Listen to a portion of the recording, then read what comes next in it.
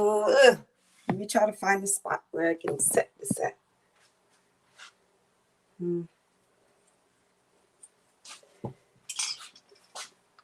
Hello.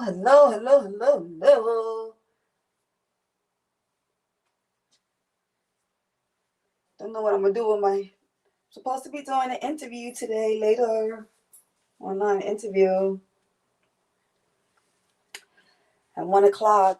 Please, I'm so tired of these braids now. What's going on? Hello. What is it? Morning still? Oh no, it's 12:30. Good afternoon, everyone. Got an interview. What is that noise? Shut up. Dog want to bark on every little. Oh, it sounds like I got a package. I think I got a package that was delivered at my door. That's why the dog is barking. Hey y'all, let's see. Let's go here. Only gonna be here for a little bit.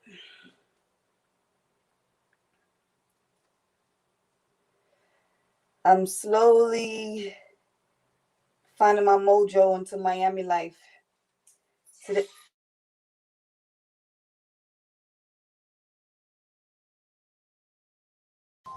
Hold on.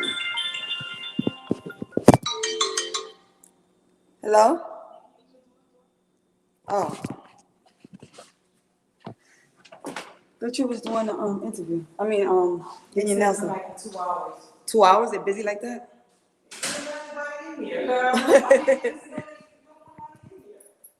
My sister was going to get her nails done. 2 hours. Maybe they don't have anybody there. Maybe somebody's coming later. How does it look, y'all? I don't know.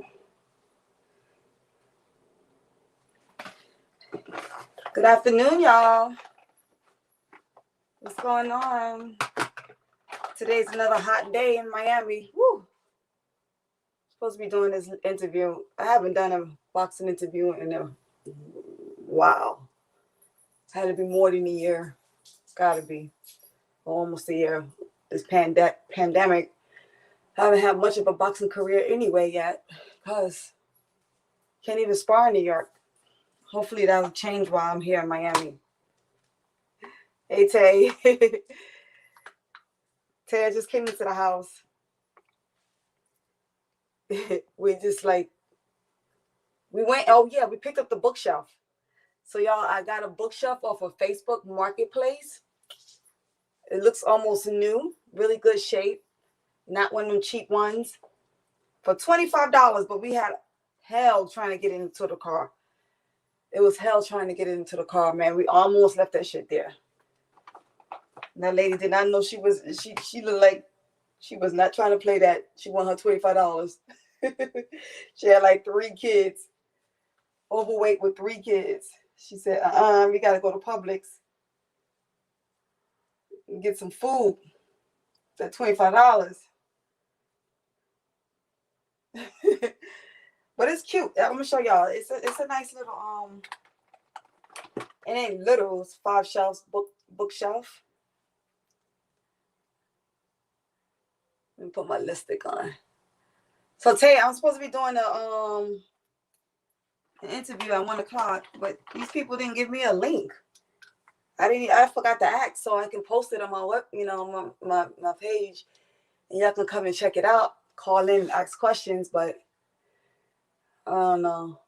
It sounds like it's gonna be one of them interviews, or it won't probably. I don't know. I don't know what kind of audience that they have, if they have a big following or not. But I didn't get a chance to share it, so I don't have a link. I don't know where it's gonna be shared at, but I think maybe Facebook. I don't know.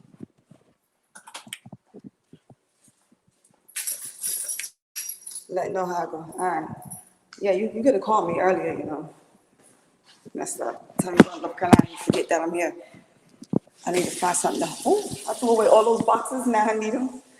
I wonder if I put this right here. I'm trying to find a place where I can do this interview.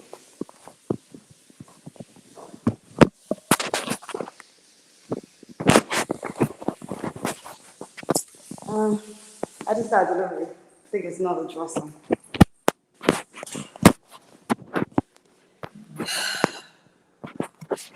Just gonna have to hold it there.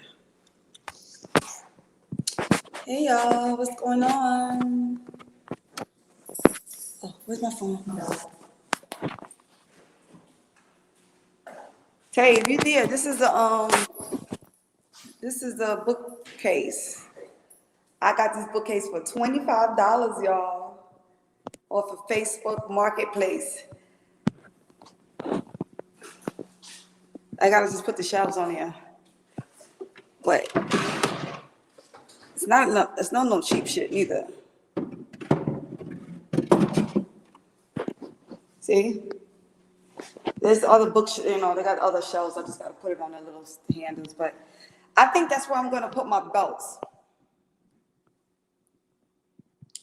I need another bookcase.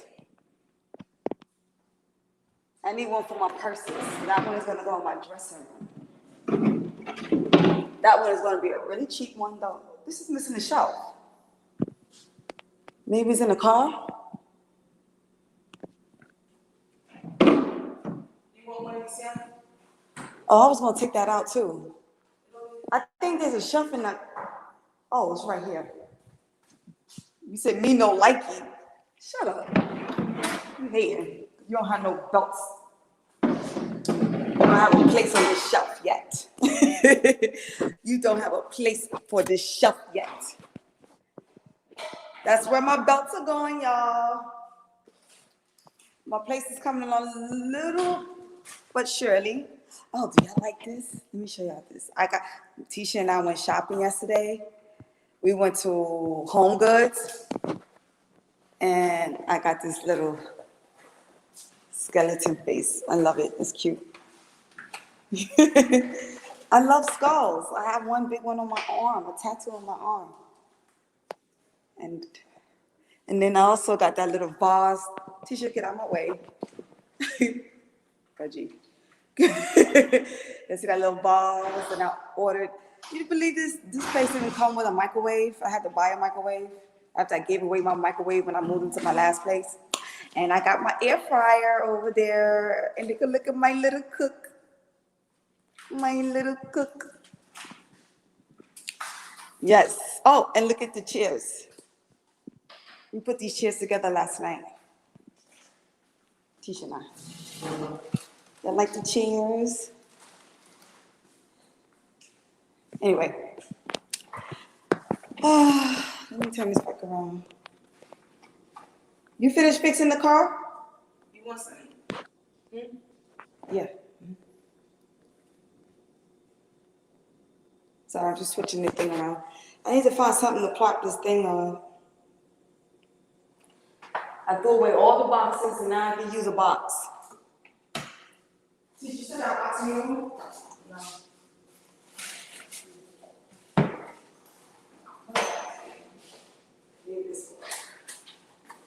Sorry, I got y'all looking at the ceiling. Oh, like that, like that.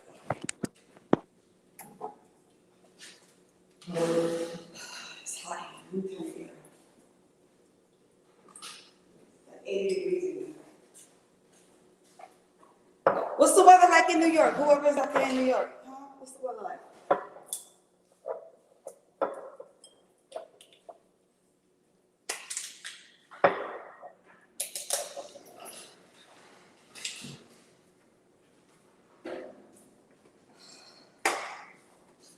Not enough light in here. You gonna put the fries in the air fryer?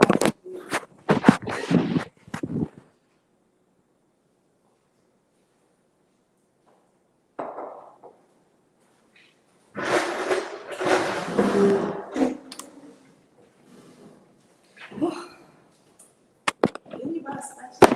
Yeah, it's in the sink. It's in the sink.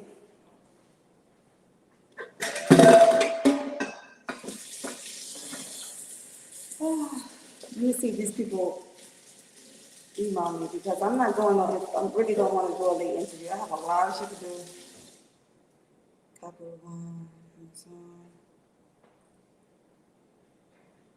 What's up, y'all? Good afternoon. Let me turn this up because I'm looking like I'm looking on the other side. Why are we doing that?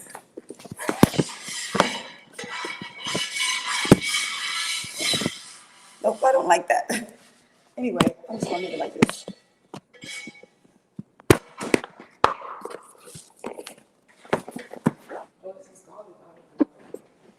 That's garlic olive oil. Okay, let me see these people. How am I supposed to be doing this interview? Let me see.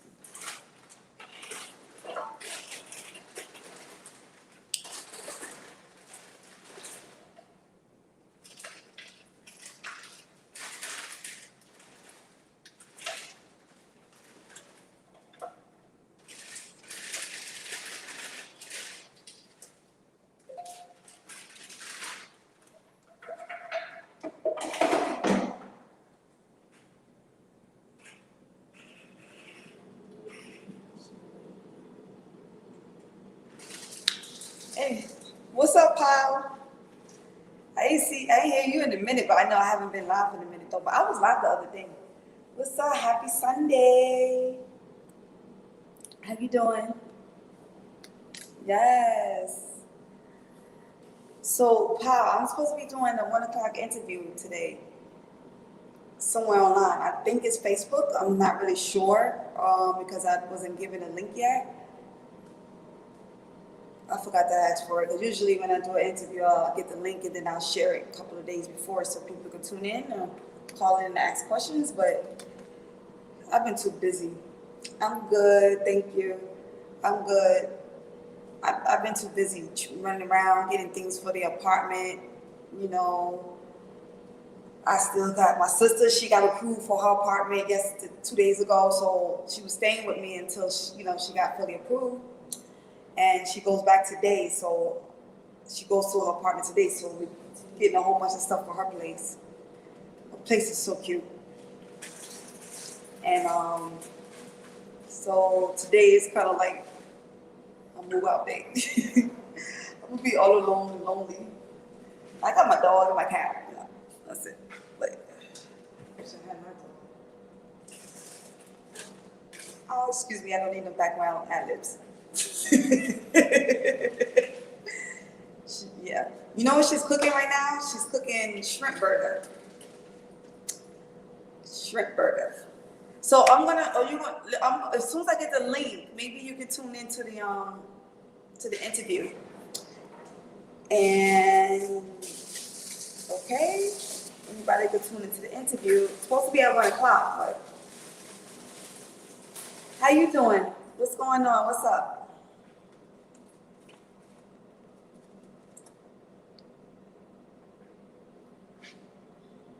Try to eat that before for the interview.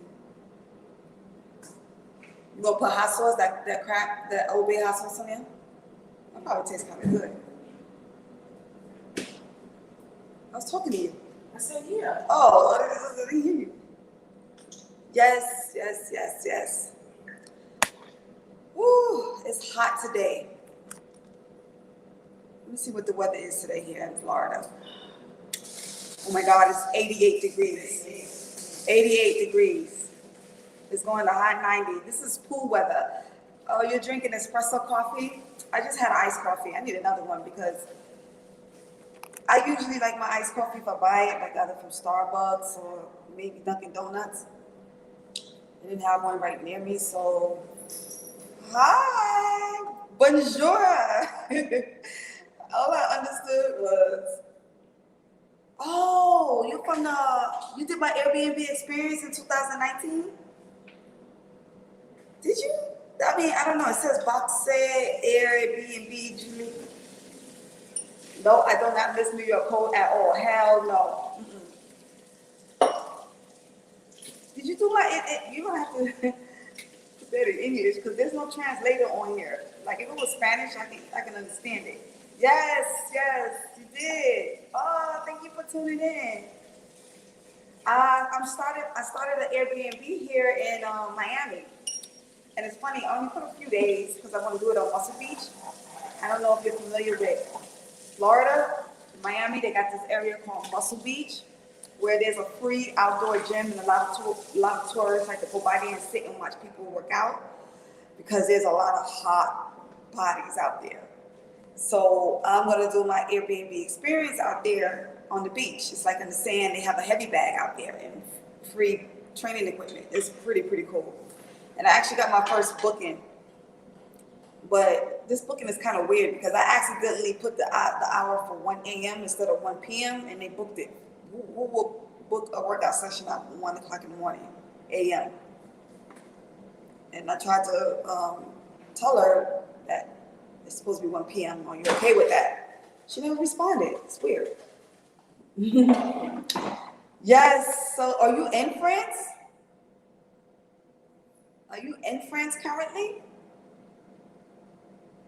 And what's the weather out there? I'm curious. Right now it's 88 and it's going to 90 degrees.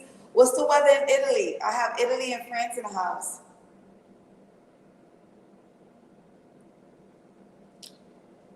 Yeah, so you're in France. Okay, cool. What's the weather like? And tell me degrees. I don't know when you tell me Celsius and stuff like that. Yeah, he's French. That's what I said. I said he's in France. He did my Airbnb experience. I wish I could go on here and look at your pictures so I can, because I'm really good with faces.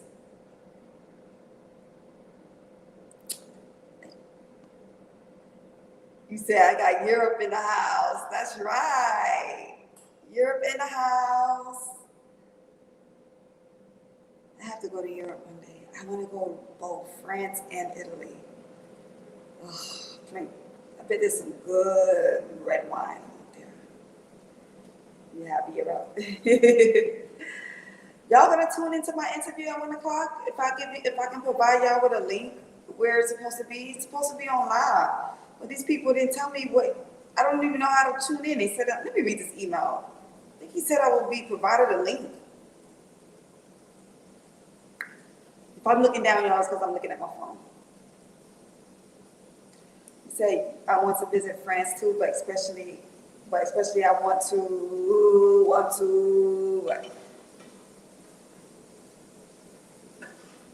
I'm trying to figure out when this. Why do I feel like I drank a lot of liquor last night?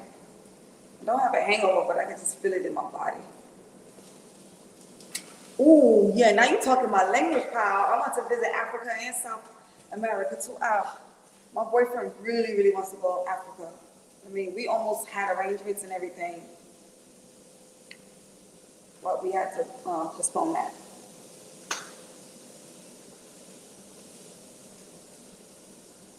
Yeah, so this guy says we will chat a few minutes before we go on. We're supposed to be going on in 15 minutes. And I haven't heard anything.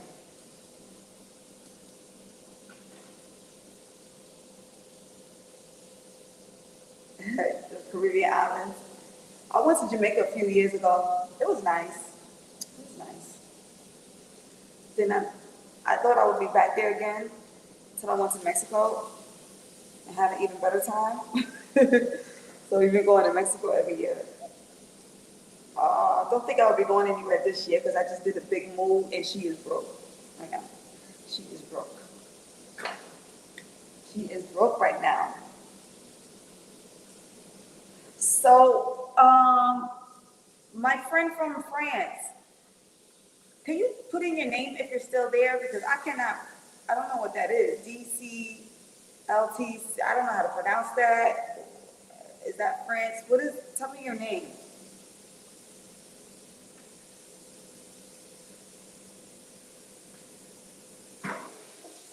Yeah, Jamaica was cool. We went to Montego Bay.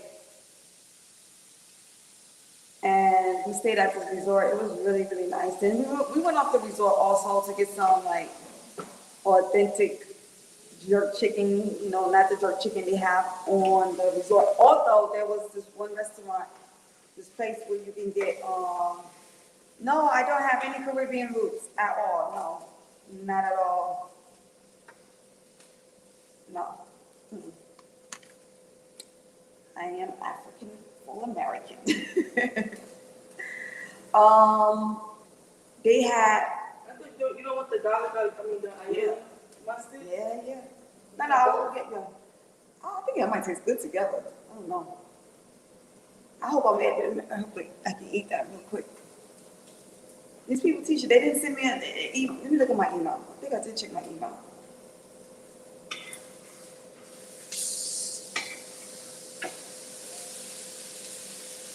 I got a delivery from Wayfair. It's a dresser. No, are you disappointed? Because I'm not. I don't have any Caribbean. Oh, that was delivered. Okay. I'm not going to be able to. No, he was. I saw him. He was. I was on my way out, and I saw him coming up, and I waited to see what door he was going to. It was FedEx. So it was out in front then? The same as No, it's right here. Oh, he got it. Yeah, but I said when he delivered it, he was coming up the stairs, and I seen him. I was like, this might be for me. So I waited to see what door he was going to go to. So I was like, oh, that's mine. So I ordered this thing, and on there they said if I download the app, they have the 3D virtual assembly. Now I'm putting this in my French fries. Oh, okay. So this is what I ordered, and they're gonna match the floor perfect. Y'all see this? That's gonna go in my vanity room. Hold on. I ordered that. I'm so disappointed because I'm not gonna be able to put it up until the guys get here. Because I can't put this shit together. When it comes to drawers, I could put chairs together. I could put little stands together, but a whole drawer with dresser with sliding drawers. No, I can do it with somebody else, but I don't have the patience. Usually gotta be with a guy.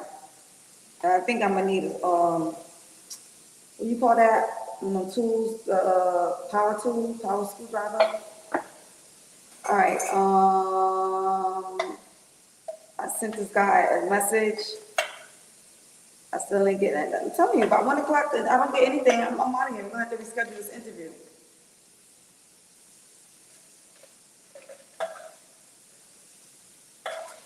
Yep. I went and did my hair, actually put makeup on today to be camera ready. What's going on, Anthony? You out there on Facebook? What's up? You're supposed to contact me before we start the interview. For 12:47. Do we need to reschedule this or what? Okay, you remember me? Cape of Rebellion woman, light eyes and mixed with blonde hair and black hair. You remember me? I don't know what you're asking me. I don't understand what you're saying. Is that what Cape of Rebellion? I don't know. Light eyes and mixed with blonde and black hair. No, this is Powell. He's saying, you remember me, Cape of Verdean woman? Capo Verde. I still don't know what you're talking about. I don't know what you're talking about. I don't know what you're talking about. Oh, I still don't feel cool enough.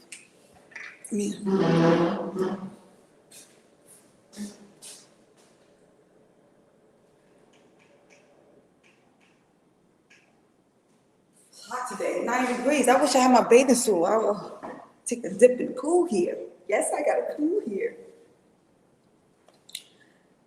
What's the weather out in New York? Whoever's looking in New York, I see y'all peeping. I see y'all peeping. I see y'all peeping. I see y'all peeping. My sister just made us lunch.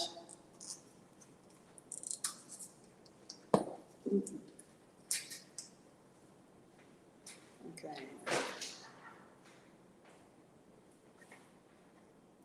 Can you shoot me? Let me read this email, make sure I didn't miss anything. Al, okay, I will forward. Oh, he just read my message. You go to Bubbles. You said women are black, but they have green eyes and blonde hair over there. Oh, okay. You want some? I got green eyes too, You want some? but I don't have blonde hair. Yeah.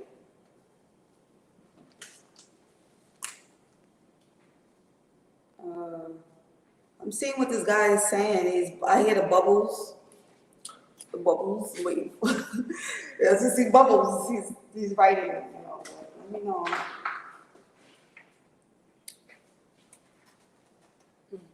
Thank you. Ketchup and hot sauce. I don't know if I can eat this one. Yes, ma'am. We should be sending it in a few minutes. He was having internet issues, pandemic problems. Okay. I need the link though.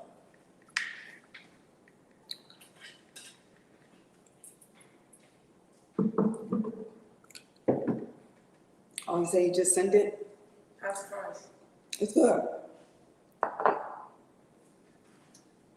ain't gonna be able to eat that right now. Oh, so my sister made a shrimp. It's not 1 o'clock yet. I'm gonna mess up my lipstick. My sister made me a shrimp burger, fries, French fries. Let me look on my email and see what Oh, this is him. Oh, we're going on StreamYard? Because I could have gave him my link so I can stream through there also. Let me send him. Hold on. All right, y'all. We going on StreamYard. I wish I would have had my link there because I'm on StreamYard too.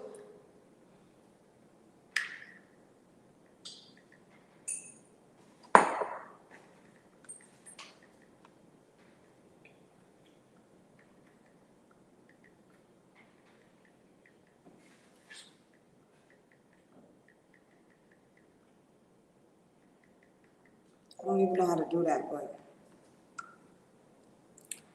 okay. I'll keep your live stream cleaning. I speak very bad Mandarin, but I understand you a little. We experienced Airbnb during my son's 20th. Oh, yes. I remember that anniversary. It was a good moment. Carry us up and we'll see you soon. Oh, thank you. All right, so I'm going to be on live on the StreamYard and maybe I don't know. I wish I would have known we were going through StreamYard because, hold on. I would have definitely added my live on there. You said I'll keep your live stream. Okay, I think I'm about to sign out this StreamYard and go on to his StreamYard. I wonder if I could, you know what? I'm gonna transfer my StreamYard on the phone. That's what I'm gonna do. Can I do that?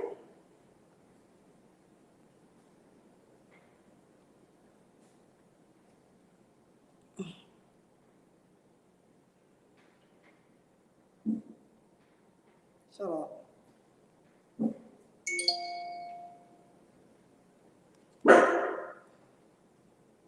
Why would I pay that if I don't understand if I'm shut up, Jaguar.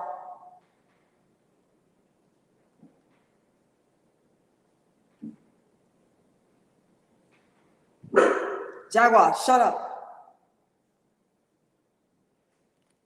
Let me see, maybe I can go on this StreamYard on my phone.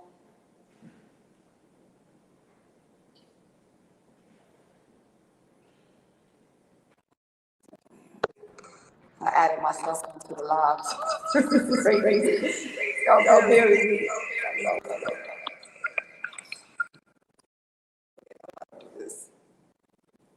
Give me a minute, y'all. Don't go anywhere, pal. Let me see. I'm gonna see what I can do here. I think I can do something.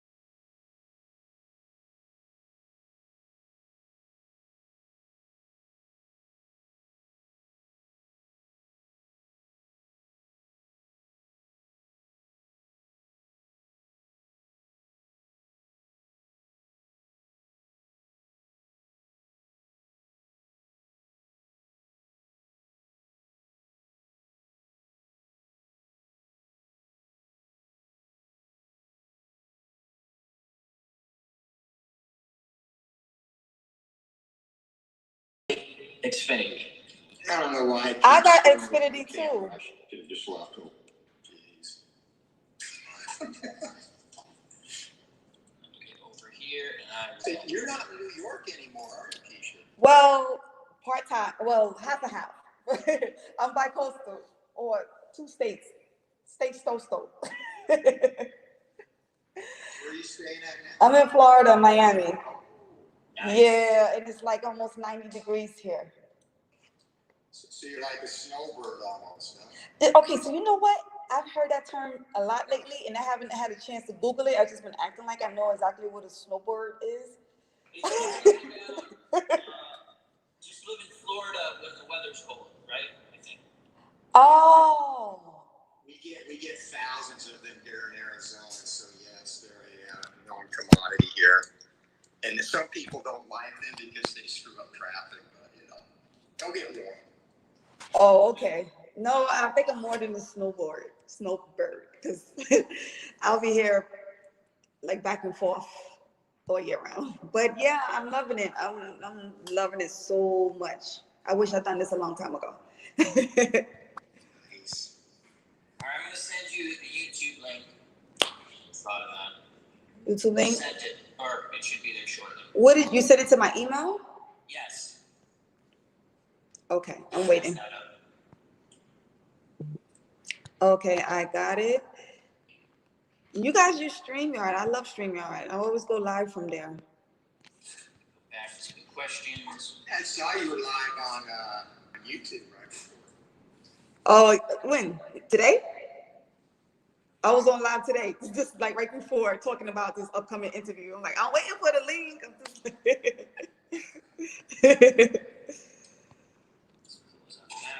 Close out of that. Don't close StreamYard now. That would be bad. I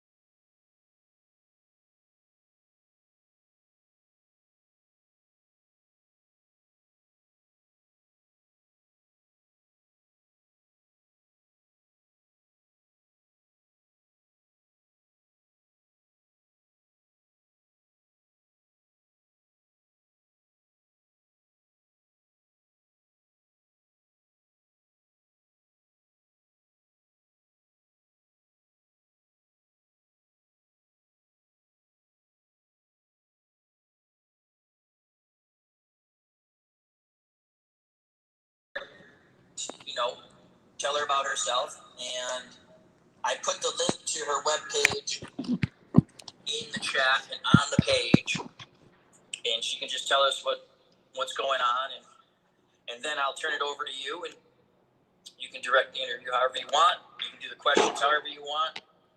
And like I said, these are fun. We're not here to. It's a fun interview, so I'm very excited. Are you? I'm talking to Anthony, which is great, and a couple other game creators and stuff like that. But this is cool. This is exciting. This is awesome. You said this is exciting. Absolutely. So you do a lot of game stuff, a lot of gaming? Yeah, I'm a small very small YouTube channel. We have You're not that small, bro. We have a niche community. You're monetized. That's good. That's bigger than mine. I'm trying to get monetized. It's a sports sim gaming community. It's not like Madden. Anyway, it's fun. It keeps my mind off the real world at times. Yeah, it covers that, and then we do chats on just different sporting subjects. A lot of boxing chat, and other sports, interviews. Cool. You're our first world champion. Oh, okay. I'm sure you're gonna get many more. So, is everyone ready? I just want to make sure. Yeah, we're set. I want to do this, or how about this? I wonder if we go like this. Yes. You like that? I like this better. Do you see it that way? I see. Yeah, I'm on the bottom and y'all two on the top. Yep. Now, the only thing, I don't know how to change that because when stuff comes up, it won't block her off. Now this way, I don't like that. Don't like that. Did you guys? That's what we had. I don't like this one. That has that. That's that. Yeah, I like that one. I think this is the one we'll go with. And you tell us when you're ready, Keisha. Let me get some Take your water. time. Get that last French fry, girl. I haven't eaten yet, but go ahead. I'm ready. You ready? Mm-hmm. Okay. I'm gonna hit the live button. It'll give us like a countdown. So, okay. Here we go.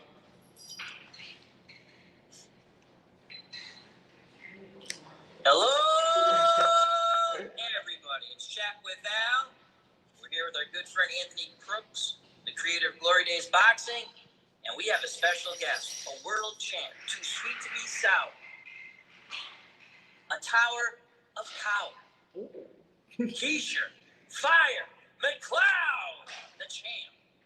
Oh, Thank you very much. I love it. Thank you. Thank you very much, Keisha, for joining us. Anthony, thank you for setting this up. We're very excited to have Keisha Fire McLeod on here, and I'm going to just turn it over to you for a bit, Keisha, and you can tell us a little bit about yourself, and then Anthony will direct the interview, and I'll look at the chat, and we'll get some questions. Thank you very much. Cool. Well, thank you for having me. I'm excited to be here. This is actually my first interview in probably about a year since the pandemic. So I'm a little rusty, but a little about myself. Born and raised in Brooklyn, New York. I am, I guess, what I just found, maybe a snowbird, because I'm living in Miami now during the cold weather, but I plan to stay here for pretty much the rest of my life. Back and forth. So you're not going to miss the winters at all? No, not at all. There's so much I'm not going to miss about New York, but then there are certain things that I am. But I think the things that I'm not going to miss about New York outweighs what I am going to miss about New York. But boxing, yes, I'm a professional fighter. I've been boxing since 2002. Turned pro in 2009. My last fight was a year and a half ago, actually, maybe about 6 months before the pandemic. It must be tough when the pandemic started for you to get even get your training and your sparring and Right. matches. So Yeah. that's gotta be difficult. Oh, it's really tough because I'm from New York, where we were like the epicenter of the pandemic. Yep. There was no sparring. the gyms wasn't open for most of the time. We were the last phase to be open. And currently now we still can't spar in New York. So yeah, I mean, like I have a full-time job as most female fighters because, the income is not, it's not the same as the men. So most of us has to work, not just part-time jobs, full-time jobs to support ourselves. So we can't So afford. you really do, to do that, you really love the sport because that's incredible to me because like you just said, it's almost like the old school football players back in the 50s and 60s where you have a job and you're still doing the sport of, you're doing boxing. Exactly, which is a job too. Absolutely. So it should be a full-time job, but we can't really afford to leave our 9 to 5 or whatever position, our job here to go off to a state that does allow spar. Like some of the guys that you see that's fighting, a lot of these guys, they're millionaires or they're making a lot of money. They don't have to work a full-time job, so they can go and fly here for training camp where they can spar. As most of it, not all females, but the ones from New York, we're pretty much just stuck in limbo for trying to figure out where we can spar, going outside under the bridge somewhere and, creating a little sparring thing. So hopefully now that I'm in Florida, because you still can't spar in New York. And I believe you can spar here in Florida. I haven't gotten a chance to check out the boxing gyms yet, but I believe you can though. So you must be excited about that. Yes, once I get myself a little more situated, because I'm still waiting for my furniture to be delivered. So if you hear echoes, I think that's why you said you thought you heard echoes. I just realized that. Because I'm in an empty place. Yeah. So it's a big. Tell us a little bit about your website that you have, KeishaFireMcLeod.com. Yes. So that website basically just let you know who I am, what services I do offer. There's a bio there. It's not like I really go back and check all the time, look at my website. But I think my experience, I do a boxing experience with Airbnb. I believe that's on it, and there's some cool photo shoots, pictures, things I've done professionally. I love the magazine cover. Oh, so that was Metro Sports? Metro Sports Magazine. We put that as our thumbnail for this stream. I loved it, so I put it. Hopefully, that's okay to use. That's fine. I'm a cover girl, so yes. Yeah, so that was done some time ago, some years ago. They actually took that picture. That's not a shot that I shot for the magazine. So they used that picture. Of course, they got permission from the photographer or whatever because they really loved that shot. And I had no clue it would make it into the front cover. It's a great shot. I love that. Thank you. In the air, just awesome. Because I think the issue before that one, I was in the magazine, but not on the cover. And they just did like a bio story, whatever. And then like the next issue, or maybe the issue later, they put me on the cover of that issue. That's just congratulations, first of all. Anthony, I'm going to turn it over to you. And thank you very much, Anthony, again for setting this up. And thank you, Keisha, for being here. We're going to have a fun time. So thank you. Good. Hey, Anthony. Really where I want to start, because it's one of the more interesting to me paths that led someone to boxing, is tell us about your start in boxing. It was really related to a movie audition. That's right. Terminator. I think it was the Terminator 2 or 3. It's whichever one when they were looking for the female Terminator. So at that time when I was pursuing modeling and acting, boxing was not in my mind at all. I didn't even watch it. I wasn't a fan of it. So I was doing a lot of commercials at the time. I had landed a great manager, and she was sending me out on so many auditions. And then she sent me out she said, hey, there's a new movie. It's going to be shot in maybe in about 6 or 7 months down the line, but it's for Terminator, and they're looking for a female. And she said they want a brand new face, no one famous, no one unheard of, because they want to be able to say they discovered this actress or whatever. And they didn't know what ethnicity they wanted. They were seeing like all types, going to different states, countries, or whatever. So I went on the audition, and when they had it in New York, I interviewed a callback, which was cool. But for these kind of films, you have to do a lot of callbacks. It's not just 1 or 2 times and you get the job.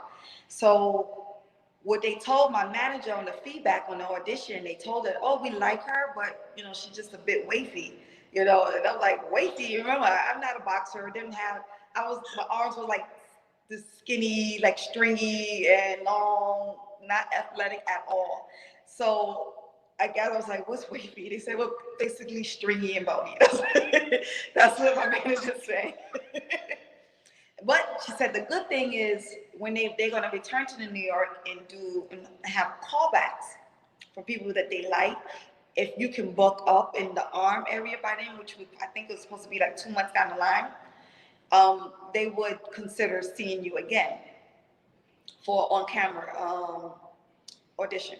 I said, oh, cool. Okay, what can I do to target that area of the arm to look more muscular? Because she said this character is going to be holding heavy artillery, so it has to be believable that you can handle this. This is why, you know, they want you to focus on your arms. I said, what can I do that I can actually enjoy besides just lift weights all day and bulk up? So I thought about boxing. I'm like, wait a minute, if I go in and hit the bag, you know, it sounds fun. I'm working on that area mostly. Why not? So I walked into the gym, a boxing gym, and I fell in love with the environment. You know, I just fell in love with it. Guys, no shirts, no whatever in shape. And I'm just like, okay, I don't even, I want the part, but even after this, if I don't get it, I'm coming back here. So long story short, I went in, started working out on my own. A trainer came over, a boxing trainer came over. He had a group of girls that were boxers, and apparently he took them all over the state and country to compete in the amateurs. And he came over to me and he said, hey, you ever thought about competing? And I'm like, in boxing? I said, no, I'm an actress. I don't want to mess this up. No, I'm not interested. So he just started talking to me. This is big guy telling me about female boxing. And the way he was talking was so eloquent. And he was like this big, you know, muscular guy. And then he said, you know what? You don't seem convinced. I tell you what, if you train with me for a month, see if you like it. He said, I guarantee I could make you a champion in a year. I didn't know what they meant, but it sounded good. I said, champion? It sounds nice.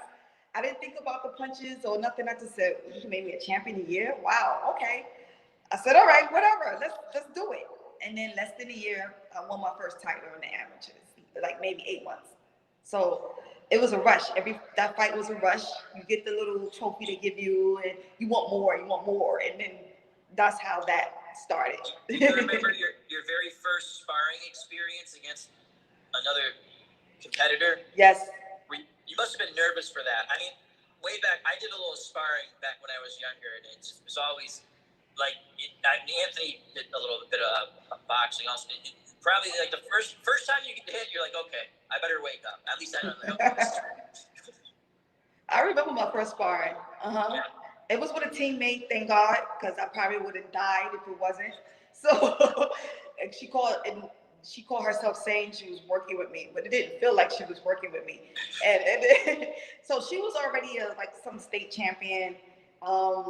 She was closer to my weight at the time, but really short and very cute. I didn't seem like she was a killer, because but I knew she was good because I knew of her achievements in boxing, but I've never seen her in action.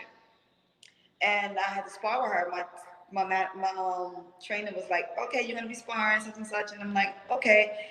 I sparred with her. I was nervous, of course, and I thought I did okay, but I remember me feeling really upset because I felt that she knew I was brand new. We were teammates, and she was just trying to show off. I felt she was trying to show off. So you thought she might be taking advantage of you? Right, yes. I thought she thought that I was taking her spot because I was supposed to be fighting her weight class, and she just wanted to put her stamp on her weight class. And I don't know what, I just felt she was taking advantage and it was unnecessary. Like the kind of sparring she was giving me, it wasn't a straight sparring. She was my teammate, you know, and it was my first sparring session. And I remember going into the locker room and I was so mad, like I had tears coming out my eyes and she came over and when I get upset and got tears, I don't talk to me. I don't want to be talked to. I don't care if you're trying to console me because you're just going to make me upset. And she was trying to console me, you know, blah, blah, blah. And I was just like, just opening it.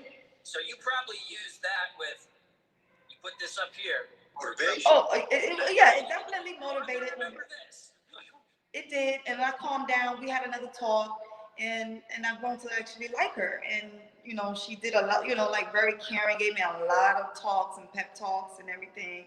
And yeah, she ended up becoming at the time I haven't talked to her in years, but at the time we became good, you know, teammates. I said, yeah, I learned a lot from that situation. I remember my first sparring session, which was almost 45 years ago. But you're right. It's we're going to work light, and I was like, if this is light, I don't even want to know what heavy is. Yeah, they when they tell you, oh, we're going to work, they always say that. There's no such thing as we going to work. No. Yeah, we going to work light. Once you started to take it seriously, how was the acceptance? Because obviously you're at a gym too with a lot of male fighters. How were you accepted in that environment? Oh, in the beginning, when I went to Gleason's, because I didn't start in Gleason's, I was at Kingsway. Kingsway is no longer there in Manhattan. But I went to Gleason's, and I was getting talked about, but not in my face. It was like behind my back. They would call me Black Barbie, you know, and say like I don't look like a fighter. Or there was this one trainer that used to taunt me all the time. Big guy, his name is Blimp. And he used to always taunt me, tease me, you know, just say stupid things. But I got, and this was on a photo shoot. I was actually doing a photo shoot at the gym, and they didn't know I was a boxer. They thought I was just portraying a model, portraying a boxer. And after that, I had to get out of my mind. I was out of my mind, and I was trying to be professional because these people were from, I believe, Italy. No, it was France. They came to New York to do the shoot, and I cursed them out. I couldn't take it anymore. I ended up cursing him out, and I think that in front of the whole entire gym, the whole crew. And from that day on, no one bothered me. He told me he couldn't believe that he was just like, we're good friends now. He ended up becoming my trainer later down the line, like years down the line. Yeah, and that's the story that we always talk about and stuff. And then he told me, he said, this girl was crazy. He said that the way you cursed me out in front of everybody, as bony as you are, I knew that you probably could fight, and if you couldn't fight, you might kill me. he said, I didn't want any parts of it. Right. So I guess like since that moment on, they didn't see the Black Barbie. They actually see the real fighter, because I got real Brooklyn, and I guess they would say real ghetto at the moment. You're in there training. I mean, you know, they shouldn't have said stuff like that. But some people, like you said, some people are gonna say stuff like that. And to me, from that, you handle it quite well. You ignored, and then finally you had enough. You confronted it. Yeah, and after that, the guys, they love me. I've always had much support throughout my career, especially when I turned pro. They will always buy tickets to my fight, support me, be the first one to say congratulations and support me. It's been a great experience as far as being, finally getting accepted, you know, in such a male-dominated environment. But I didn't really have much problems. And if anyone else still did tease me, it never came to me and to my face. It just stayed behind my back. So boxing, it seems like you picked up on it really quick.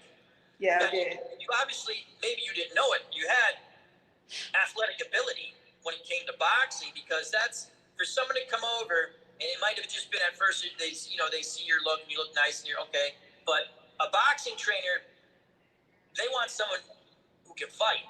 So right. You had how would you say, Anthony? Thank you, an aptitude for that. When did you like the first time you hit the bag, or the first time after you sparred? I didn't. When I hit the bag, I just went in there to get some muscle in my arm. didn't know I had any kind of natural attributes. What my trainer told me when he met me, he just saw my physique. That's what attracted him is for me becoming a good fighter because I'm so thin, long, and rangy. And so he had compared me to Tommy Hearns.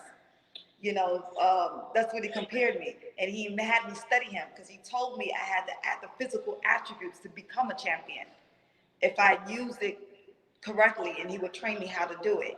That is very interesting, Keisha. That now that you said that, because I know I went on your website and I know you're tall and rangy. That's very interesting that he brought up Tommy Hearns. What do you think, Anthony? I mean, that's a perfect. Two comparisons I thought about, same thing, because she has great length, especially for her weight. And Hearns, and then I also thought of Mark Breland. Okay, that was going to be my next thing. Mark Breland, gold medal, world champion. Yeah, he was a tall exactly. fighter. Exactly. Breland's a trainer. So wait, speaking of Mark Breland, so Mark Breland, him and I are really good friends. He trained me for my pro debut, my 3 first pro fights. He was my trainer. How was he to work with, if I may ask? How was Mark to work with? I love Mark. I will say the only challenge I had with working with him in the beginning, but I got used to it, is his low, soft talk. His voice. He's so low spoken, soft spoken. Very calm. Right. But we had similar styles, you know, and all he did was make sure he was so focused on my jab. You know, just so focused. And he would say you should not need to be touched at all. Fight long. And we would work jab drills all the time. He was great. I went to Panama with him. He was huge out there in Panama. They love him. We would get stopped all the time.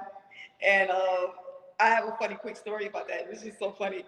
Because Panama is like a huge boxing, like they love boxing out there. Oh, absolutely. And we will walk everywhere. People want to stop him if we're like at a, boxing, especially when I had to fight. I had to go to press conferences and things like that. And they will always stop him. And I'm the fighter, you know. So, and one time this guy came over and he ran over so like excited.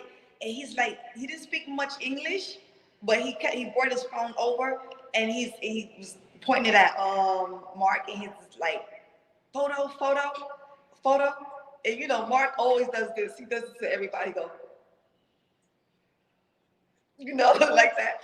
So he goes like that. So he goes to the guy. He's like, yeah, sure, photo. Like that's his way. Is saying yeah, photo. And then he said, no. He said, take the phone. And then Mark took the phone. Then he said, you take a picture with me and her. He's like, I love her. And Mark was like, oh, okay. He's like, thank you, man. Thank you. He didn't know who he was. It was so funny. I mean, that was like in 2010, I think. That's like the most funniest story that I have when it comes to Mark, me and Mark.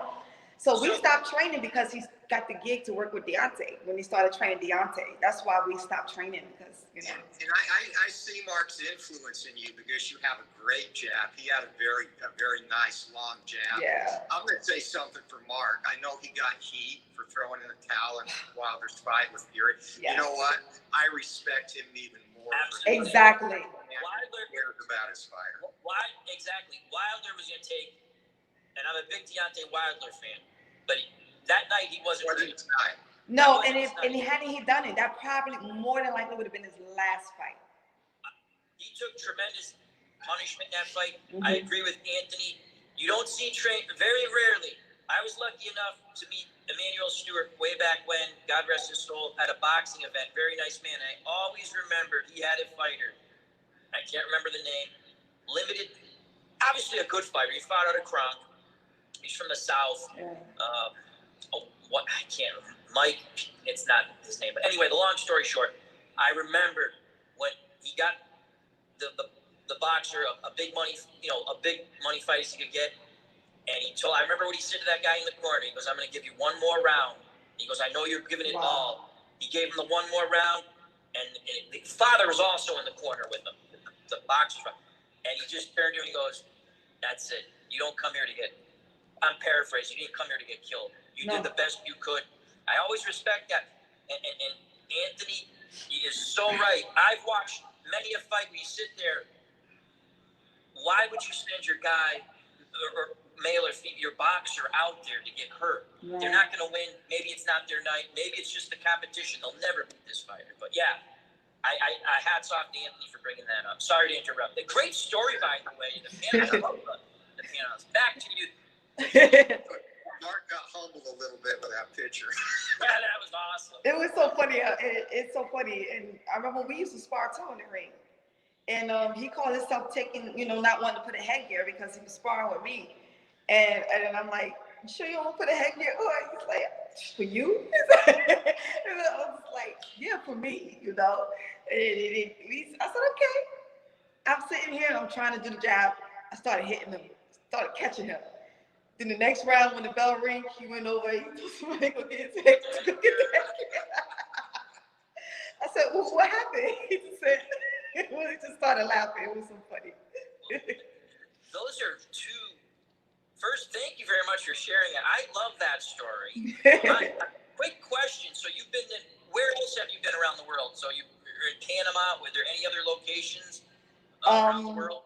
I'm in Mexico. I've been there quite a few times. I actually lived there for a few months doing a boxing reality show out there, which was fun. But I realized how fake. I mean, I kind of always knew reality show was kind of scripted and not real, but to be there, like to actually see it, is wow. But I got a free vacation there for like 2 months in Mexico. What's the other country? I forget the other country near Mexico. I've been as far as the countries, just those countries. There's a lot of boxing in Dominican Republic. I forget Dominican Republic. Yeah, DR. How did you get? Quick question. How did you get that reality show? That's very interesting. So the weight class for that reality show was for 125. I'm not 125. I fight like 110, and 106, 110. But they had already cast, but they were looking for one more female. It was just like USA against Mexico. So it was like two teams, and we're going to Mexico to compete with their team, to fight their team. And then the last one's supposed to be winning this big amount of money or whatever. Because it's a reality show, they're not really focused on skills so much. They more so focus on personality and looks or whatever, because it's a reality show. They wanted to be interesting. Right. So they called my trainer asking, this wasn't Mark, this after my second trainer ended up becoming my first trainer. His name is Marco Suarez, out of the Bronx. Great trainer. Yeah, my favorite. He's my current trainer now. They called him looking for him. He did have a couple of fighters, but he said, "No, if you want," he said, "I have a fighter. She's not 125, but she's better than, like some of the girls that I have. And she's more, more personality." And then, long story short, I met them or whatever, and they liked me, and they flew me out, and I ended up becoming a castmate, which was pretty cool. Yeah. Congrats on that. That's huge. I mean, you're world champ. That's a huge accomplishment too. But so now, and then I got to ask one more question, Anthony. On the reality show, because I like reality shows. I watch I do too. Housewives of Atlanta fan. I watched that one too. My favorite franchise is the one from Beverly Hills, though. What did you? We get a little TV insight here, folks. Everyone should appreciate this. What did you find? Like, wow, I didn't think. Like when you were on that reality show, what was one of the things where, wow, I didn't think they did that, or something like? Oh, okay. I thought that the fight outcomes will be like if you win, you won. But they already know who they want to win. They know how to edit it to make it look like you lost. Even so if you're the one that they want you to win, it was a real fight. We'll actually be in there, actually real. They don't tell us to throw the fight or not the punch or whatever. they don't tell you that. So you go in there to believing that you're really, fighting, and you feel if you won, you got to win. No, they already know who would win. So when they started editing, and then you realize, at the end, and they announced the winner, something was just not right. And it was like obvious to the audience. They don't care if the audience, because these are like audience looking confused. They didn't know they were watching a reality show. They thought they were actually there for a fight. So you're obviously fighting the real fight, the two competitors, right? Two pugilists. And with the editing, they're not showing the whole fight. They know how to edit it very well to make it look. Like highlights of the rounds, right? And then this is the winner. Wow, that's interesting, because there was a reality show, boxing reality show for men. Sugar Ray Leonard and Sylvester Stallone sponsored it the first year, and I remember watching that, and they didn't really show the whole fights until the last episode where they actually had a fight card on. I want to say NBC, but that's interesting. Thank you very much for sharing. I was just curious what that's very interesting. That's And now the reality show did air, and it didn't air. I mean, unless you had like Telemundo or whatever. I still never seen the fight. I mean, never seen the show. I just saw a bunch of snippets, and they changed the name. Yep. When I was on it was called Recto de Campeones. Yep. But then, no, it was called Total something or whatever. And then they changed the name. They never told me they changed the name. That's why I couldn't find it. And then someone was telling me that I saw you on this reality show, and so I knew it aired. I didn't even know it aired actually. So it was in Mexico. This reality show was aired in Mexico, yes, and then on Spanish cable stations. Exactly.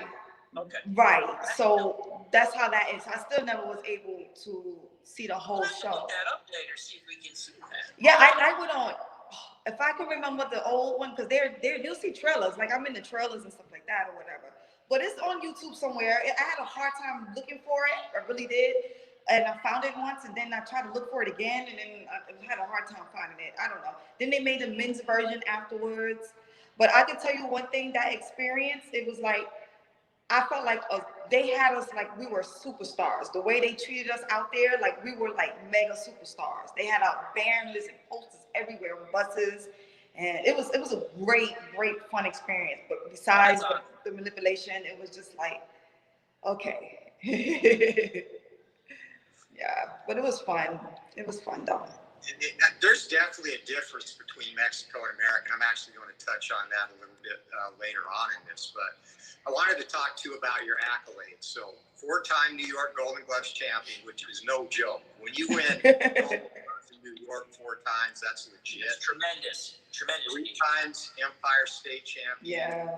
Competed in 2 ringside world competitions, and of course WIBA world champion as a professional. So, first of all, you made your trainer's prediction come true, winning your first Empire State title in less than a year. Mm-hmm. And when you moved from Kingsway to Gleason's and working with some of the trainers they have there, did you see that as a way then to grow your career at that point where you're getting more serious about boxing? Well, yeah, it definitely was. I stuck with the same trainer throughout the guy that recruited me, name was Lee Shabaka. He trained me throughout my whole entire amateur career. Now, when I was transitioning to pro, that was something different. I mean, that's a whole nother story, but that's when I started training with Mark Breland. And what was the question? There was a question. When you moved to Gleason's, at that point, you saw that as a way to kind of grow your career. Right, so I was brought to Gleason's just a little after being at Kingsway, like maybe less than a month. Oh. So I was already like the trainer that I was working with. He trained at Kingsway and he trained at Gleason's. Okay. So he just brought me because I was supposed to be a fighter. He's like, all my fighters train at Gleason's, and like his regular clients, like who's not fighters, just want to get stay in shape and whatnot, they trained at Kingsway. So that's how I transitioned to Gleason's. The other gym was more like a fight. Gym, right. Exactly. Kingsway was more like white collar. Well, like Anthony said, you made him look good. You made it good. I mean, 4-time Golden Glove champion New York. Was it 3-time Anthony Empire? Yeah. Mm-hmm. That's. Let's talk about that first of all, Gleason, some of the trainers there, Hector Roca. I mean, and He was in Mexico with us. He was one of the he was a USA coach. USA coach for the reality show. and there's also Juan Laporte as a trainer there. He's a good friend of mine too. I love Juan. From the Bronx, I ran Bart. Yeah. Tough middleweight, super middleweight, lightweight, light heavyweight. Good friend too. You're around a lot of legends there, training basically. How's it like working with them? They're so funny. They're like funny. I guess I would say I'm like the little sister that we're just have fun, because I used to go to camp. I don't know if you familiar with the fantasy boxing camp that Gleason's hold annually, right? So I was a camp coordinator for that for some years because I used to work at Gleason's, and I would go there with all of them, Juan Laporte, Mark Breland, and Iron Barkley, Carlos Ortiz. They were always the trainers that came every year. So I worked right up and, close with them. And we would have fun, just drink sometimes, Mark didn't drink, but like wine does. But have fun and just Iran looks like he could party a little bit. He can, but he was more like, all right, I'm going to my room, kind of like that. But Juan was more the, he liked to hang out, and Mark would too. But yeah, I mean, it would just have fun, just like sister and brother relationship, basically. I was gonna ask that. Did they treat you like a sister or younger sister? Yeah. Like when they see me training, they may come over. They know they're not my trainer, but they'll always show me tips and tricks and things like that. Sometimes they were illegal in the ring, but if the ref didn't see it, it is not cheating. That's right. I just want to say hello to a couple of folks who are in the chat. I'd like to say hello to D. Scott Howard. He says happy Sunday. Hey. And Keith White. Also, Keith asks, and we're going to try to find it.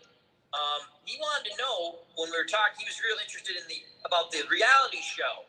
He wanted to know what was it, and that's what we were talking about. I don't know. There's probably a slight delay, but we'll try to find that, Keith. And if I find it, I'll put a link. Oh, what was the name of the cake? Oh, yeah. Okay, so you could try to Google or search Recto de Campeones. I don't remember if that's the new name they changed it, or if that was the original name, because I know they had a name and then they changed the name. And it was in Spanish, I'm estoy aprendiendo español a nivel intermedio ahora. I'm learning Spanish at intermediate level now, so I don't know if I think I am saying that title correctly. So we also have one more Tribes fan, Todd B, just jumped in and said, finally, someone on the chat with Al that has Todd is cute. LOL. Hello, Keisha. Hi, Todd. I was talking about me, really? I was talking about Anthony and myself. Thank you, Todd. We're with you there, Todd.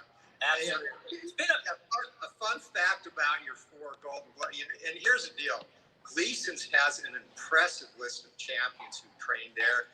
I mean, Ali, Holmes, Tyson, Hagler, Graziano, LaMotta, Leonard, Basilio, Pryor. It goes on. Arguello.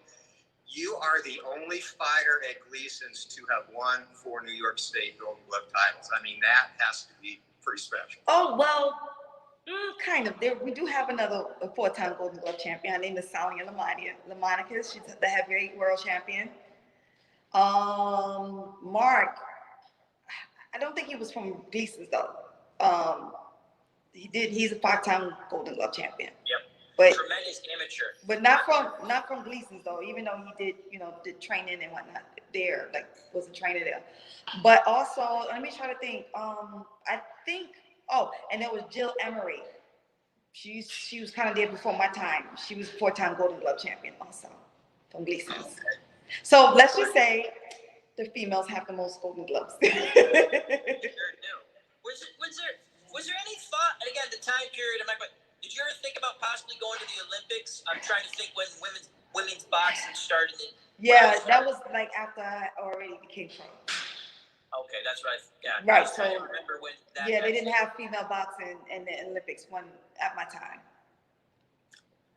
I want to go back to the Terminator 2, kind of an offshoot of that. Hilary Swank actually trained at Gleason's Yes. for her role in $1 Million Baby. Did you get a chance to work with her? No, because I did not know at the time that she was there training. She would come there early in the morning, and I trained in the evening.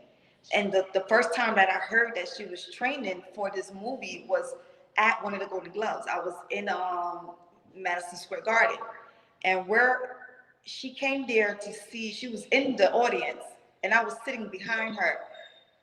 I was sitting with my dog. Hush, be quiet.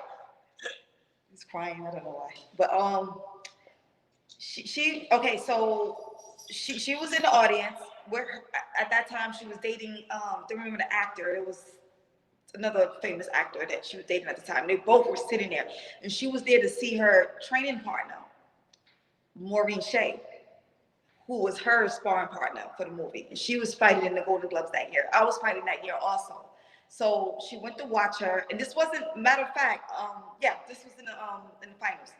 I'm sitting behind, didn't know she was there, and we're watching other fights, and we're like making fun, what we do, watching fights. Oh my God, oh, laughing, making fun. And apparently she was like laughing at us because everything we were saying, joking, she was laughing at us because I could see her go like that, and she was like, "Oh my God, you're so funny."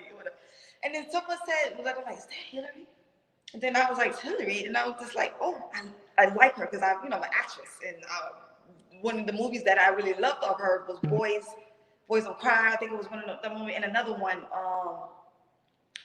Who's the other one with Angelina Jolie? Well, anyway, Angelina Jolie won an award that year for that movie with Hilary Swank. But someone said, yeah, she's training for this movie called, I didn't know the name. They just said a boxing movie. They didn't know the name of the movie, and it was like at Gleason's. I'm like, what? I could get some sport. Wow. Well, apparently she was already finished. She wrapped up that training and whatever, blah blah blah. But the girl that she came to see did not win that night. So they came with a lot of people because she should have trained with fire. She should have. No, she didn't win that night. Too sweet to be sour. So that was I didn't know that she was. That's the night that I realized that she was training for this movie. Had I known, I would have definitely switched my schedule. Bobby Cantilano, how you doing? Hey, Bobby. Hi, Bobby. And Keith says, yeah, that Boys Don't Cry. Yep. See, he said Bays Don't Cry, but he meant that's the name of the movie. Yeah. Okay. Yeah, I love that movie. Keith's always good for the facts. Absolutely.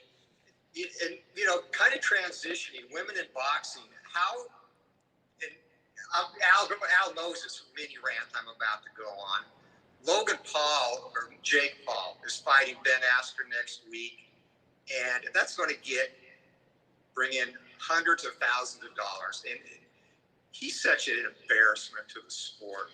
When you have women who work hard, train, do all the work, how do we expand the recognition for women in the sport? Because I know in different countries, like Mexico, you fought there, it's a lot different in terms of the accolades and recognition.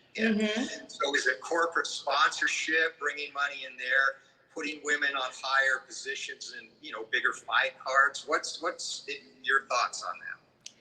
So yeah, it's definitely the sponsorship. Like they tend to just sponsor like the Olympics when it comes to female boxing. But as far as the pros, it's kind of hard because they feel like the women, this is what they're saying, which I don't think is true, but it's, women don't draw in the same type of numbers that men draw in. So why would a corporate put their money in, big money that they use, they put on men boxing, and they don't get that money back? The thing is, it's just backwards, because if you put us on the TV, yeah, you have it promoted, we see it, we need the money to do that. How can we draw in the numbers if we don't have the same promoting, the same sponsorship and things that way? It's crazy, because it's funny, because they're like, I'll give you an example. When I did a campaign for Bobbi Brown. Bobbi Brown is multi-billion makeup cosmetic. I don't know if you ever heard of it, but she's right side by side with MAC, if you know MAC, beauty products, makeup or whatever. So I did a campaign for her. She loved me. She was great. I ended up getting a job because she read a story that was ran in the New York Times that I did, and she asked for people to come find me, and she found me. They found me. Her people found me at Gleason's, and so I did this campaign or whatever, and when it was in her book, and then afterwards, did even touring for her book. I went on NBC to promote her book or whatever. I sent Bobbi Brown, like, I had this big fight, and I sent them. Well, what were they called? Marketer? What is the? I forget. The people that like promo. No, they can start with a P. The people who Publicist. huh? Your publicist. Yes, publicists. Right. So they sent out a package to them and whatever, and see if they could sponsor, because I could wear like Bobbi Brown, And listen, the brand that I was promoting was called Pretty Powerful. So that was it was perfect. And they came back and basically, in nice words, just basically said that they thought it was too brutal for the image is too brutal. You know what I mean? It's just like you hired me because I was a boxer. And you see that would have been a perfect fit, because you see a lot of male boxers now, especially like in Europe too. They're like billboards sometimes with the stuff that's on their robes, on their trunks. Exactly, they're like walking billboards. Yeah. And there was even a time, and Anthony might remember. I'm sure Anthony remembers this. I don't know if you were following boxing.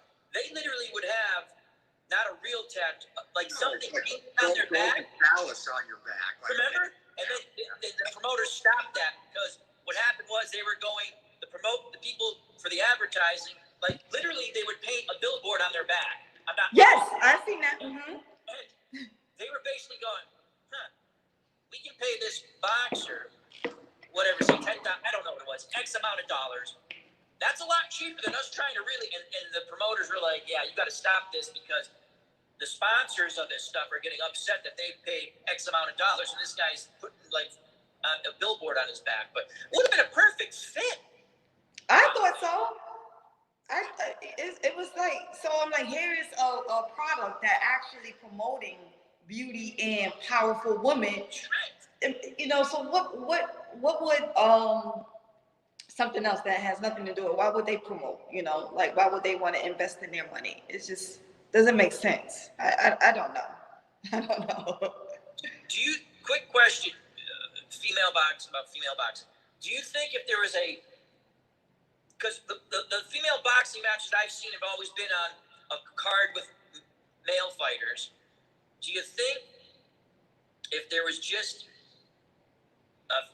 I know why they do that, because they want to get the crossover. You're going to sit and watch the bout. Because to me, I'm going to be honest, sometimes it's tough to me watch two women bash the living snot out each other. Like, well, God, that. Mm-hmm. When men do it, it's not as bothersome to me, because I've fooled around with boxing. Right. Do you think it's if they had a women's card,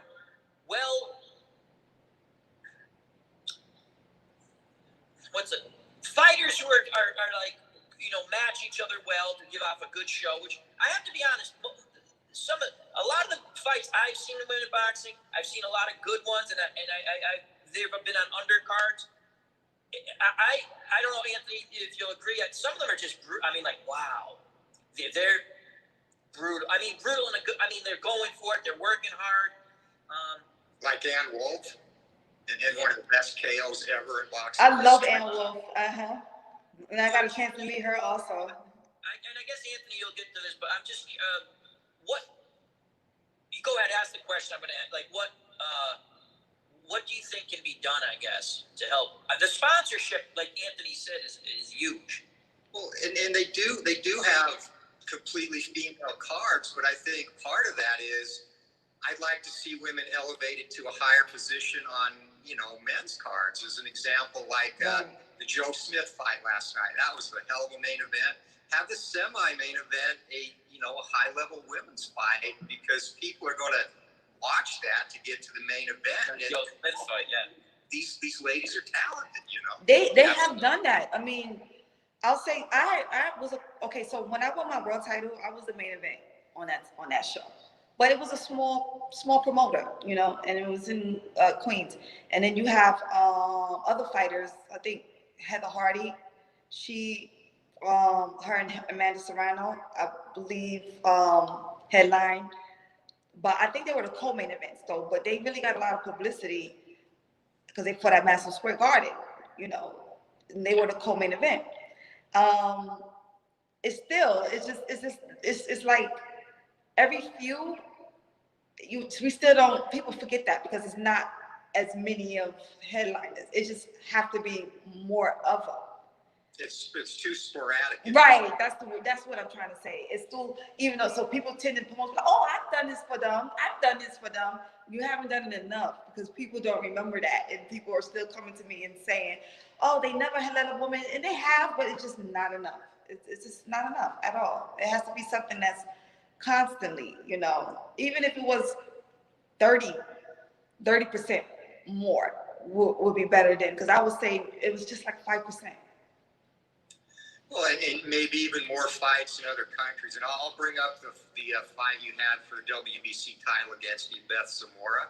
Oh, I yeah. watched she's tenacious. And you had a shoulder injury in that fight, I believe, as well, right? I had a shoulder injury. I didn't want to pull out of the fight because that was a fight that actually gave me a coin, you know. You know, I got paid a little bit. It is nothing to brag about, but compared to what I was getting paid before, right? It was a good payday, and I just still saw a win-win situation. Whether the outcome, I saw a win-win. I would be ranked in WBC. You know, ranked, win or lose, I'll still get ranked and get my money, you know, and some recognition because, you know, it was a huge fight. I believe we were the co-main event. But the thing is, I had no clue I was going to be the co-main event. No, I just thought I was on the undercard or whatever. And then not only that, they only allowed me there a few days. And you know how the altitude is a complete difference from New York to Mexico. You need a good almost 2 weeks to really get, you know, you're acclimated to the altitude.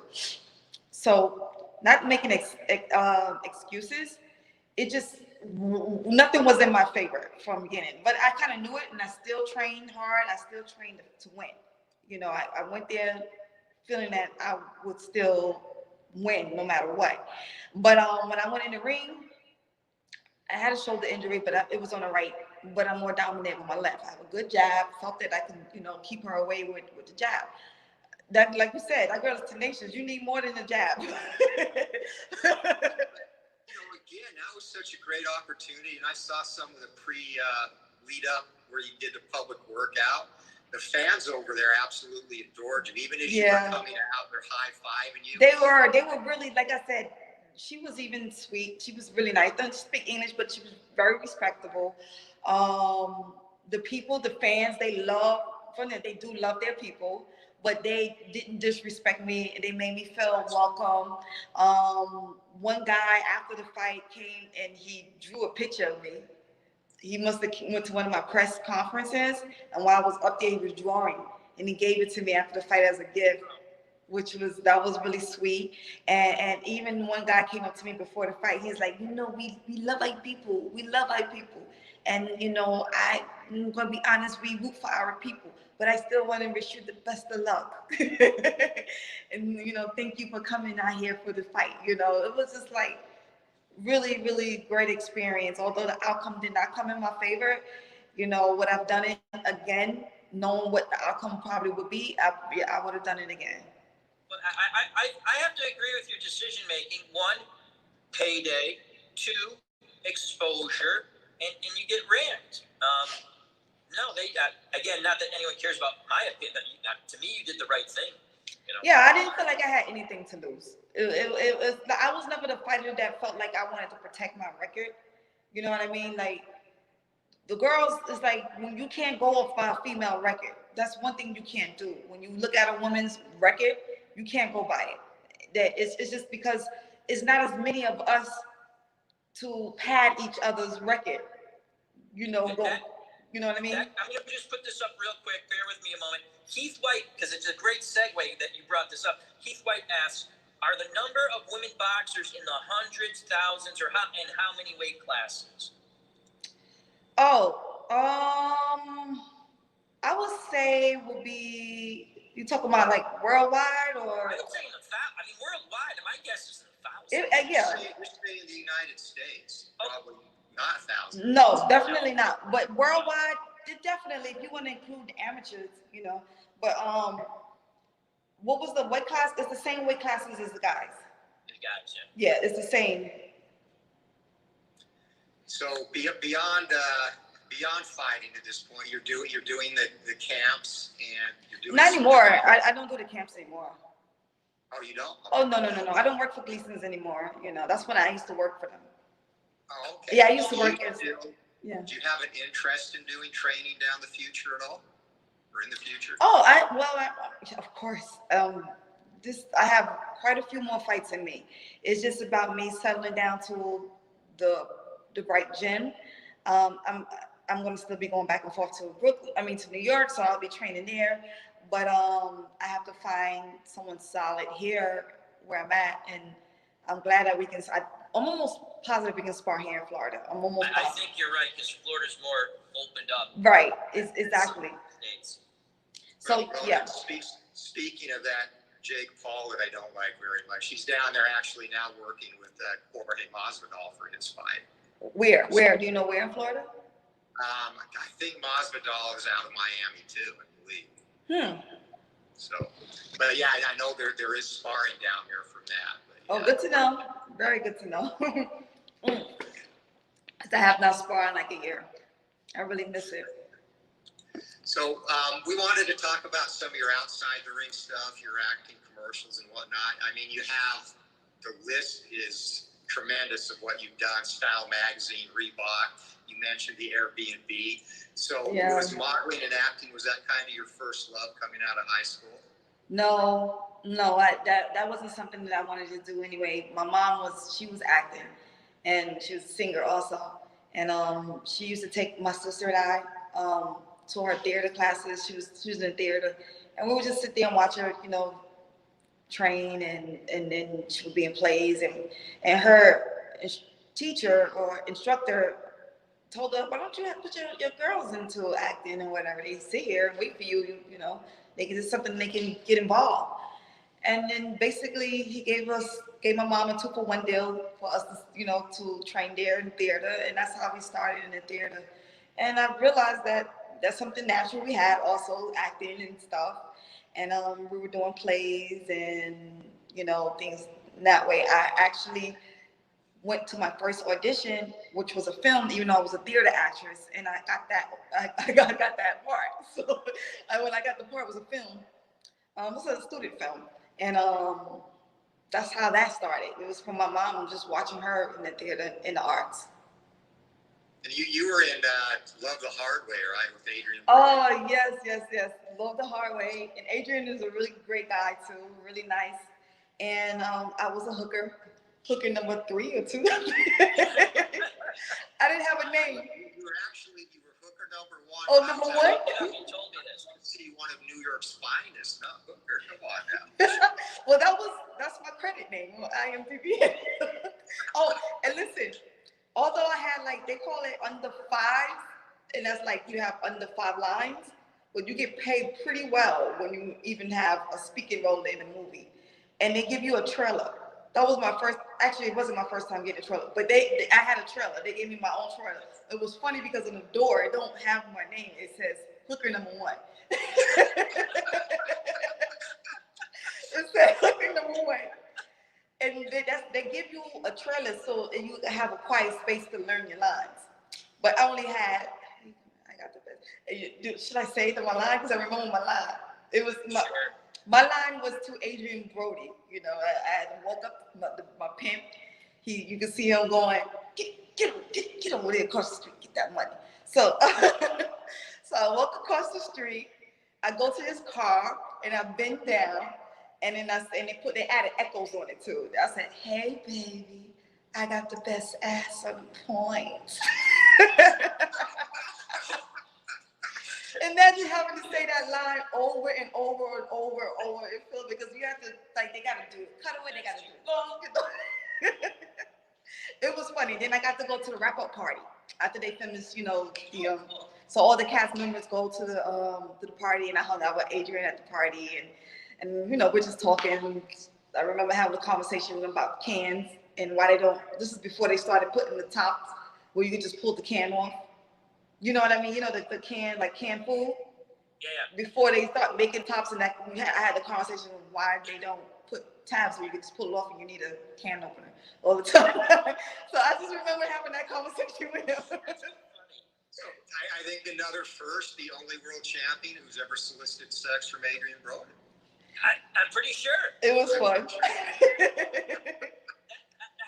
do you compare your preparation for it's kind of similar if you think about it, acting, the preparation, you have to work. That's what I was going to say. I showed you mine. Go ahead. How do you compare a day at the gym to a day on the set? I bet they're both grueling, but in different ways, right? Well, you know what? When I started boxing, most of my acting and jobs has been boxing related or athletic related, So it was like, wasn't so much of a transition really, It's like my body started to change. It was becoming more like very athletic. So I really couldn't do a lot of the high fashion or couture wear, anymore. It was more of a, because my arms, they weren't, it was fit. So, right. So I started doing things like Reebok or Adidas, things like that, Yeah. And we watched your short film Shadow Boxer. For 3 minutes, you packed a lot into that. I found it to be gritty, elegant, pain, sensual, all at the same time. So, what was your inspiration for that film? So you talking about the black and white, the short one? Yeah. Okay. I really, really like that one, and it's so short, but we worked almost a week on that film, and it was just, I don't know, I just brought myself to it. It was just, it wasn't nothing, especially I didn't have to read lines or remember any lines or anything like that. Although I had to just improv, but you don't hear it when you do it. So basically I got to kind of be myself. And it was very, it was different because, I got a little dance in there. The guy that was playing, I guess, the lead in it also alongside me, he was a dancer and an actor. So it was something, I don't know. It just it was different. It was different, but yet still myself. And I honestly, until I saw the film, I didn't think I was going to like it. So I think it starts very raw where you're at the basketball court. Yeah. They're kind of flirt with you and you're like, yeah. Spit on. You know how many times I had to do that spit? It was yeah, it just didn't, it felt weird because it's like, she said, don't worry, it's going to be, when it pulls together, it's going to be beautiful. It's going to be beautiful. It just looked, even with smoking, I had the cigarette, I don't smoke. It's just I've never smoked. It was just everything as far as the spitting, it's not me. But when I got into the dance part and that, that part, that was me. I love that part. So when I saw it, she actually won an award for that little piece too, for that film. Yeah. We should actually put that link in the chat. Yeah, I'm gonna try it.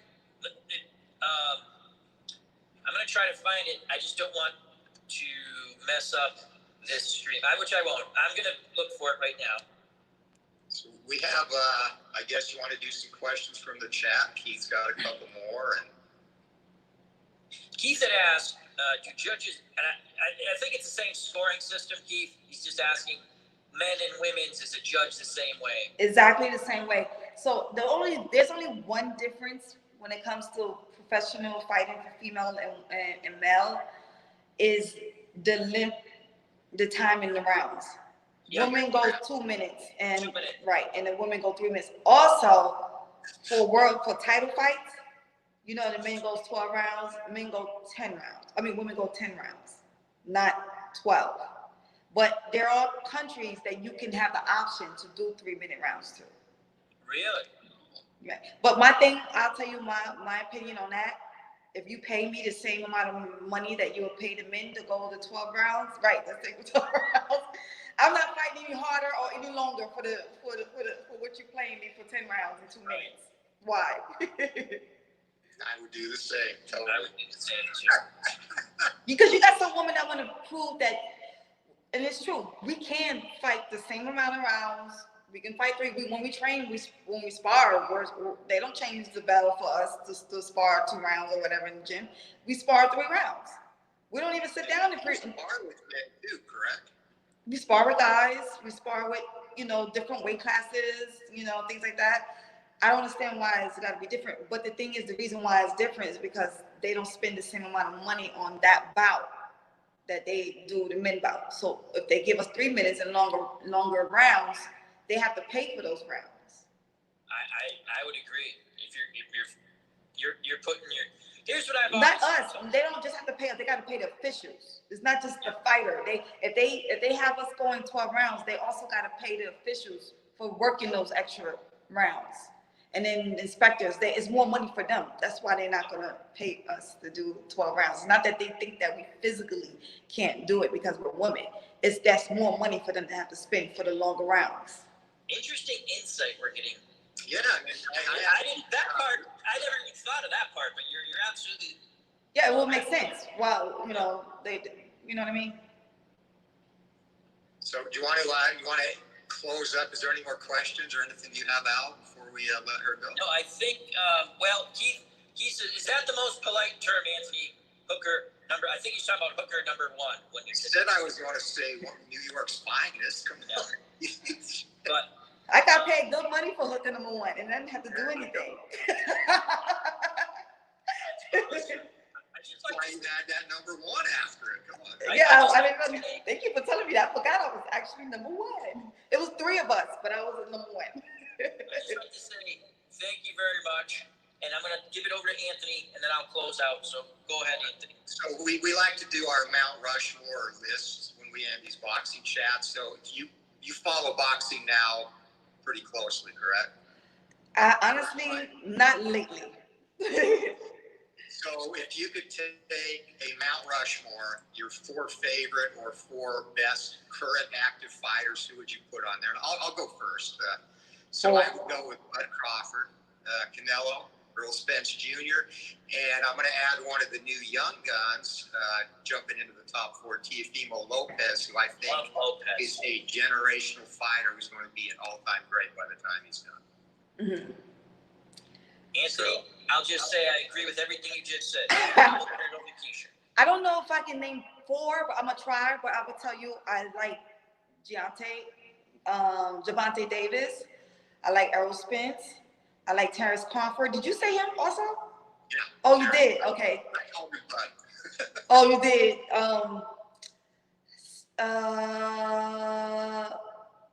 I think I can only think of 3 right now.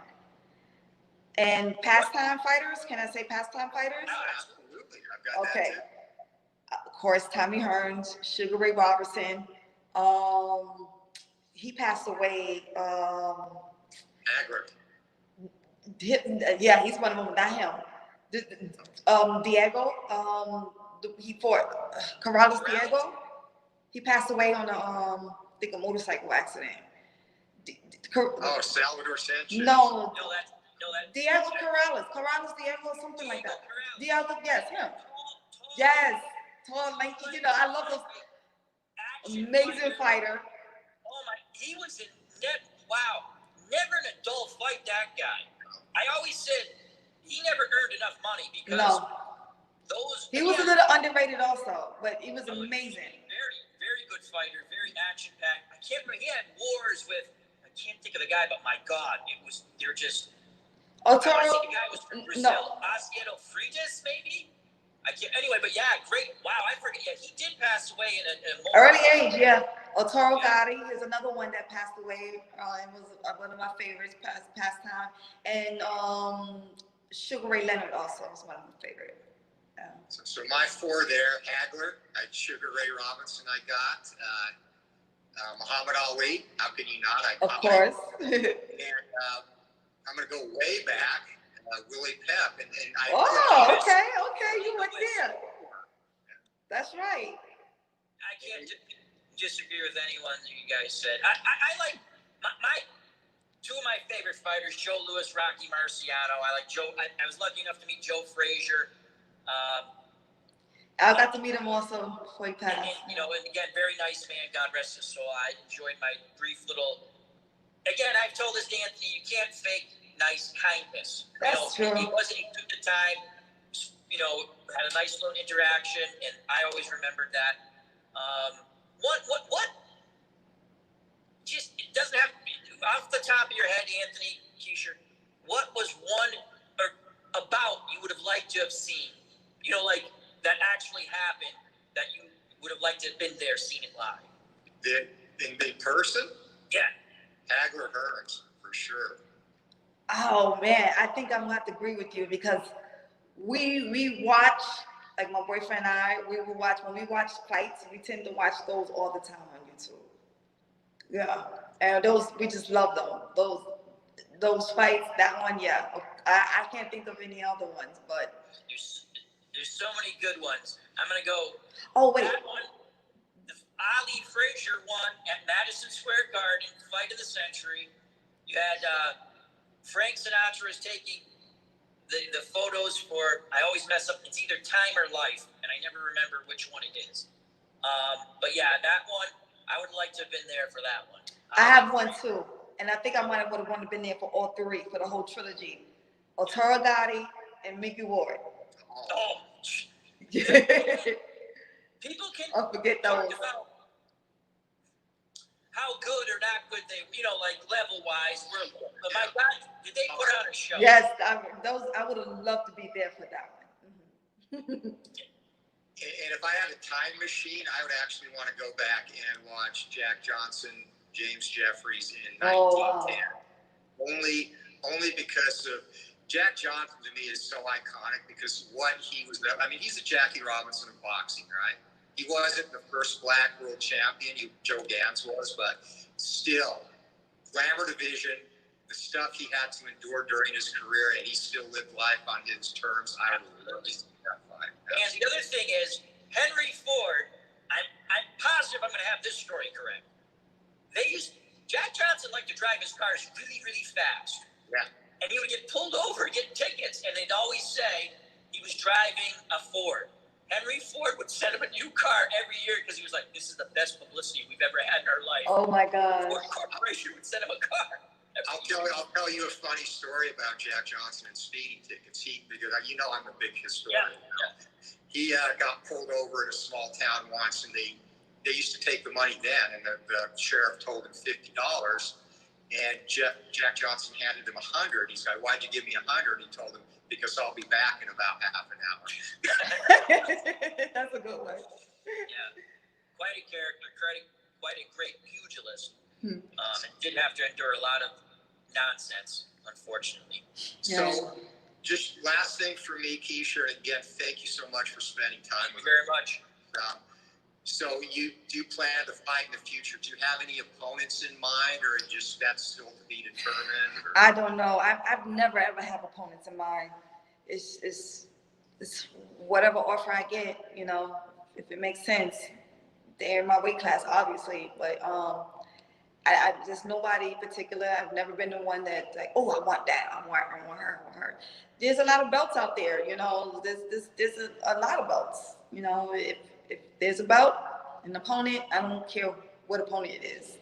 I would want to fight them, Well, thank you very much, Keisha. Can I mention something really quick? Absolutely.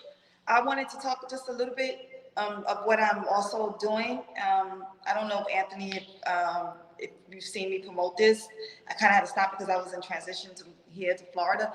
But I do free boxing for healthcare workers, frontline workers, people who are experiencing depression or loss of job due to this pandemic and sexual abuse and domestic violence. I offer free boxing on the weekends. So, they can reach out to me, and that's like a program and a project that I'm really working on trying to expand. We can reach out to you on the website that I have on the page and in the chat. They can, or it would be easier if they just inbox me on any of my social media channels like Facebook, YouTube. Yeah, that would be the easier way because I don't think there's a link on that website to. At least I can't remember. Well, My email is on there, so yeah, they can do that through my email. They could contact you via email too on that program. Yes. And again, like Al said, you can't fake kindness. And I know that you've been, involved in healthcare, so you have a close relationship with those workers. So props to you, especially through this pandemic, for doing that. And again, doing good for the community and an awesome gesture. So absolutely. Thank you. So yeah, I was doing that at Gleason's on the weekend, and now I want to do that here in Miami as well. Awesome. Thank you very much. Thank you, Anthony. Thank you, Keisha, Fire, McLeod. Can you share my YouTube channel, please? Al, go big on that, Al. Go big. Somebody go big on it? Go big. Too sweet to be sour. Keisha, Fire, McLeod, the champion of the world. Thank you. Peace. Love you all. And please follow me on YouTube, okay? Yeah. We'll put that in the chat too. Thank you. All right, so we are on. Thank you so much, Keisha. That was so much fun. Who would have thought a whole hour went by? I didn't even notice that. I didn't either. I'm looking. I'm like, God, I only told her 30 minutes, but it did. It went quick, and you had great. I didn't mind. You guys were a lot of fun. I wish you the best of luck with any endeavor you have in your life. Marvelous time. I enjoyed it. I was like, you start talking about stuff, and the just other insight you gave us. It was cool. You guys were fun. You guys, actually, this is probably one of my most fun interviews. Well, thank you very much, and I wish you all the best, and I hope you can get back in the ring as soon as you want, and wish you the best of luck, and I wish you more success in the acting and the modeling, and you're very articulate, much more articulate than I am, and just again, I always say this, Dan, you can't fake nice. Thank you. The thing that's cool about this is getting this, because people look at professional athletes as, okay, they just see that side, and it's cool to see, different aspects, different